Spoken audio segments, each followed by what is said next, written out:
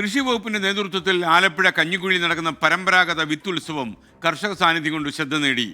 വിവിധ ജില്ലകളിലെ പരമ്പരാഗത കർഷകർ ഉൽപ്പാദിപ്പിച്ച വിത്തുകളുടെ പ്രദർശനോത്സവവും വിൽപ്പനയുമാണ് 3 ദിവസങ്ങളായി ഇവിടെ നടക്കുന്നത്. പ്രദർശനം ഇന്നാണ് സമാപിക്കുക.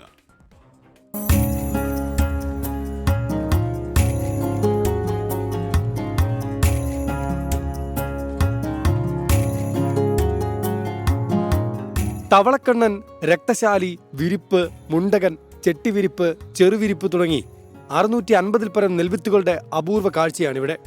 പെരുമ്പറ, കലപ്പ, വട്ടി, മരമണി, ചട്ടുകം, മരവുരി, ആമാടപ്പെട്ടി, കടക്കോൽ, വെറ്റിലച്ചെല്ലം, ഇടങ്ങഴി, നാരങ്ങാഞ്ഞക്കി, മരവി, ജലചക്രം തുടങ്ങിയ പഴയകാല കാർഷിക അളവ് തൂക്ക ഉപകരണങ്ങളും ഇവിടെ വന്നാൽ കാണാം. ഭൗമസൂചിക പദവി ലഭിച്ച വാഴക്കുളം പൈനാപ്പിൾ, പൊക്കാളി എന്നിവ പ്രദർശനത്തിൽ കൂടുതൽ ശ്രദ്ധ നേടി. 40 ഇനം കാച്ചുരുകൾ, വട്ടവട വെളുത്തുള്ളി, ഇടമരക്കുടി, കാപ്പിക്കുരു എന്നിവയും വേറിട്ട് നിൽക്കുന്നു.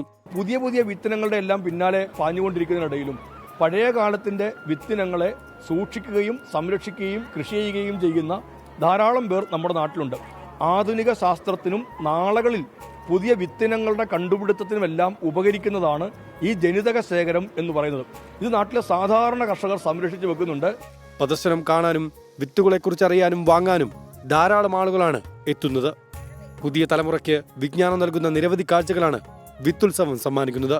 രാവിലെ 10 മുതൽ രാത്രി 10 വരെയാണ് പ്രദർശനം. 24 ആലപ്പുഴ.